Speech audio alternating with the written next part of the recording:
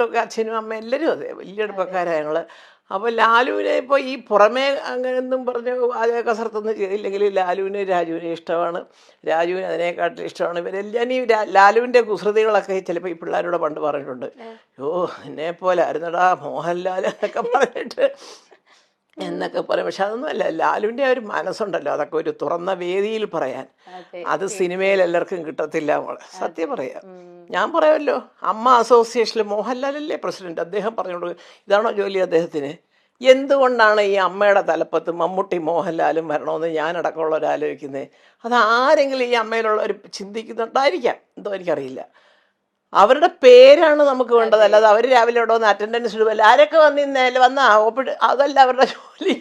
അവർ മലയാള സിനിമയുടെ യശസ് ലോകമെമ്പാടും ഉയർത്താൻ നടക്കുന്ന രണ്ട് വ്യക്തികൾ കാലത്ത്, അതിനാണ് വേറൊരു കമ്മിറ്റിയും ഒരു സെക്രട്ടറിയും ഒരു ട്രഷററും അതും ഇതൊക്കെ ആയിട്ട് കുറേ ആൾക്കാരെ എടുത്തിരിക്കുന്നത്. അവരും ഇല്ലേ, വേറെ ഉണ്ടല്ലോ, കമ്മിറ്റിയിൽ നിന്ന് ആരെങ്കിലും വിളിച്ച് രണ്ടുപേരെ ഇരുത്താം.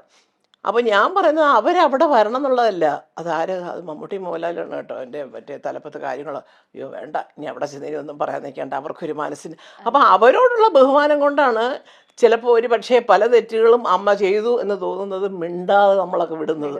അതെല്ലാ സംഘടനയിലും അങ്ങനെയാണ്. ഇപ്പം തലപ്പത്തിരിക്കുന്ന ആളുടെ ഇൻഡസ്ട്രിയിലെ സ്ഥാനം എന്താണെന്ന് നമ്മൾ നോക്കും അല്ലേ. ഈ പറഞ്ഞതിൻ്റെ തൊട്ട് ജീവിതത്തിൽ ഒരു പടമറ്റം എടുത്ത് പൊട്ടി അടപ്പിളകി വീട്ടിൽ ഇരിക്കുന്നവൻ വന്ന് കടഞ്ഞിട്ട് നമ്മുടെ അടുത്തൊക്കെ പറയണം കേട്ടോ, നിങ്ങൾ പടമെടുക്കാൻ വരൂ എന്നൊക്കെ പറഞ്ഞാൽ, സാറൊരിക്കൽ പണ്ടെടുത്തില്ലയോ ഒന്ന് എടുത്ത് എന്താ അത് പോയി പോയി അപ്പോൾ ഞങ്ങളും പോയാലോ എന്ന് അവ എന്നൊക്കെ ഉപദേശങ്ങൾ പോലെ ഉള്ളു മോളെ എല്ലാം. ഇതൊക്കെ പറഞ്ഞു കഴിഞ്ഞാൽ സത്യം പറയുമ്പോൾ ആർക്കും ഇഷ്ടപ്പെടത്തില്ല. എങ്കിലും ഞാൻ പറയുന്ന അതാണ്, മമ്മൂട്ടി മോഹൻലാൽ സംഘടനയിലിരിക്കുന്നു, പക്ഷേ അവിടെ എന്നും വന്ന് കാര്യങ്ങൾ നോക്കുന്നവർക്ക് തെറ്റുകൾ പറ്റുന്നുണ്ട്. ഞാൻ ഈ അടുത്ത കാലത്ത് പറഞ്ഞില്ല, എൻ്റെ താരണ്ടി ചോദിച്ചു കുടുംബയോഗത്തിൽ ചേച്ചി പാട്ട് പാടും. ഏത് കുടുംബയോഗം? അല്ല അമ്മയ്ക്കൊരു കുടുംബയോഗം ഉണ്ടായിരുന്നു, ഞാനിവിടെ കൊച്ചിയിലുണ്ട്, ഞാൻ അറിഞ്ഞില്ല. അപ്പോൾ ചോദിച്ചപ്പം അന്ന് ബാബുരാജ് മാത്രം ഒരു ഉത്തരം പറഞ്ഞു, 4 പേരെ വെച്ച് ഏൽപ്പിച്ചു ഓരോരുത്തരെ ക്ഷണിക്കുക. അയ്യോ എൻ്റെ പൊന്നെ ചേച്ചി, ജഗദീഷും പറഞ്ഞു കേട്ടോ. എനിക്കതിലൊന്നും പരാതിയൊന്നുമില്ല. അപ്പോൾ ചെറിയ കാര്യം നമ്മൾ പിന്നെ ഈ വയസ്സുകാലത്ത് ഇനിയിപ്പോൾ കുടുംബയോഗത്തെ അപ്പം ഞാൻ കളിയാക്കി പറഞ്ഞ് ജഗദീഷിനോട് കൂടെ പറഞ്ഞു, അതിപ്പം ആരെയാണ് നിങ്ങളെ ഏൽപ്പിച്ചത്? പെണ്ണുങ്ങളാണെങ്കിൽ അവരൊരു പക്ഷേ അമ്മയെക്കാട്ടിൽ ആങ്ങളമാരെ ആയിരിക്കും ഇഷ്ടം, ആണുങ്ങളാണെങ്കിൽ അമ്മയെക്കാട്ടിൽ പെങ്ങന്മാരോടായിരിക്കും ഇഷ്ടം. ഇതുകൊണ്ടാണല്ലോ വിളിക്കാത്തത്. ഇതൊന്നും ഒരു കുറ്റമല്ല. വയസ്സുകാലത്ത് ഈ അമ്മമാരൊക്കെ വന്നിരിക്കുന്ന ഒരു ബുദ്ധിമുട്ടാണ് സത്യം. അയ്യോ അവർ വീഴുമോ അവിടെ കാണുമെന്ന് പിടിച്ചേരെ ഇറങ്ങി പോകുമ്പോൾ എന്നൊക്കെ പറഞ്ഞ് ഒരുപാട് കാര്യങ്ങളാണ്. അപ്പോൾ അതുകൊണ്ട് അതറിഞ്ഞ് നമ്മളങ്ങ് മാറി നിൽക്കുക. കുടുംബയോഗത്തിൽ വല്ല പ്രത്യേകമായിട്ട് വല്ലതും ഉണ്ടെങ്കിൽ നമ്മൾ പോകും, സഹകരിക്കും, അതൊരു സംശയമില്ല.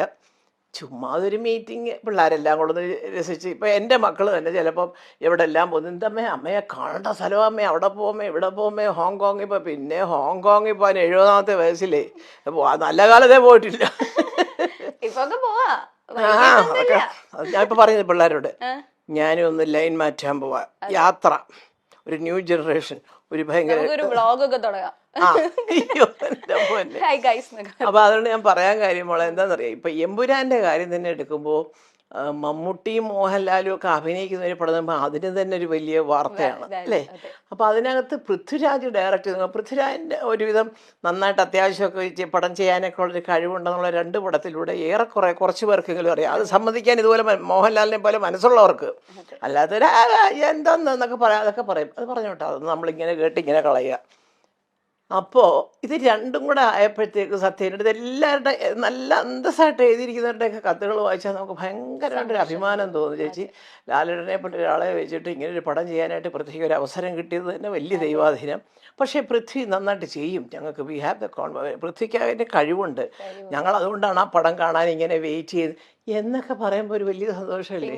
അപ്പോൾ അതുകൊണ്ട് തന്നെ ഈശ്വരൻ സഹായിച്ച് എമ്പുരാൻ നിങ്ങളെപ്പോലെ തന്നെ കേരളത്തിലും ഇന്ത്യയിലും ഇന്ത്യക്ക് പുറത്തും ഒരു ചർച്ചയാണ്.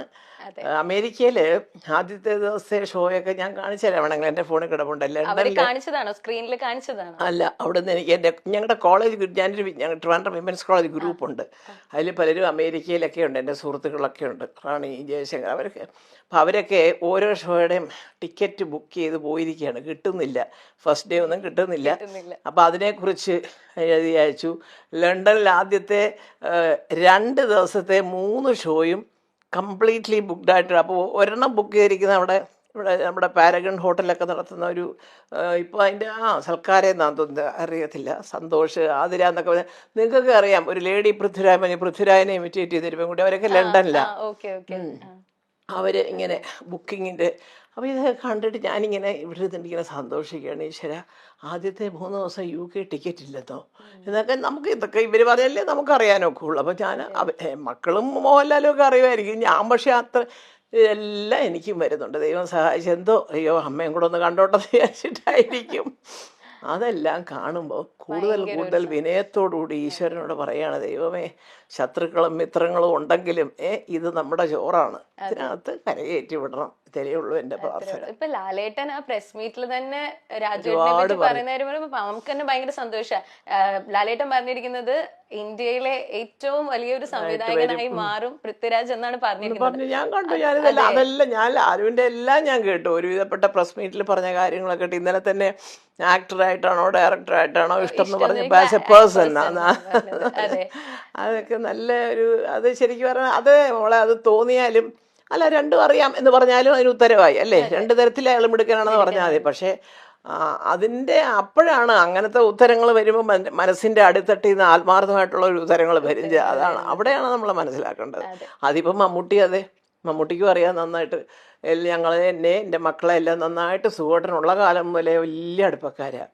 അപ്പം ലാലുവിനെ കുടുംബപരമായിട്ട് ഞാനൊരു കൊച്ചു മോനെ പോലെ എപ്പോഴും വയസ്സ് വലിയ വ്യത്യാസമൊന്നുമില്ല. എന്നാൽ ലാലു എന്നെ കണ്ട് ഒരുപാട് ഉള്ളതാണ്, ഞാൻ പറഞ്ഞില്ലേ. അപ്പോൾ എന്നാലും ആ ഒരു സ്നേഹവും അടുപ്പവും ഒക്കെ ഉണ്ടല്ലോ. ചുമ്മാ അങ്ങ് വെറുതെ ഈ പത്രമാധ്യമങ്ങളിൽ വരുന്ന ഭാഷ പോലെ തെക്കോട്ടും വടക്കോട്ടും ഇട്ട് കളയാനുള്ളതല്ല.